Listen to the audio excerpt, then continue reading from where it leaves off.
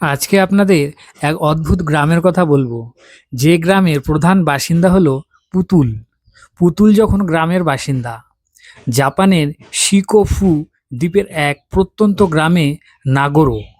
এই গ্রাম পা রাখলে আপনার গা ছমছম করতে পারে। বাস স্টপে, নদীর ধারে, এমনকি স্কুলের ক্লাসরুমেও বসে আছে মানুষ। কাছে গিয়ে ডাকলে কেউ সাড়া দেবে না, কারণ এরা সবাই মানুষের মাপে বড় বড় পুতুল। গ্রামের বাসিন্দা সুকিমি আয়ানো নামের এক বৃদ্ধা এই অদ্ভুত জগৎ তৈরি করেছেন।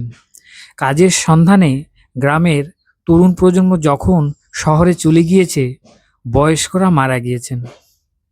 গ্রামটি ক্রমশ জনশূন্য হয়ে ভুতুড়ে হয়ে পড়েছিল।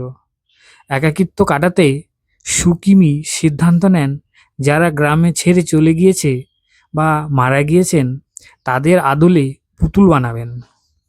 আজ গ্রামে জ্যান্ত মানুষের সংখ্যা ৩০-এর নিচে, কিন্তু পুতুলের সংখ্যা প্রায় ৩৫০-এরও বেশি।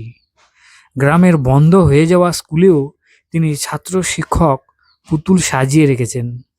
দূর থেকে দেখলে মনে হয় জমজমাট এক গ্রাম, কিন্তু আদতে এটি একটি একাকিত্ব আসলে একাকিত্ব আর স্মৃতির এক নীরব মিউজিয়াম।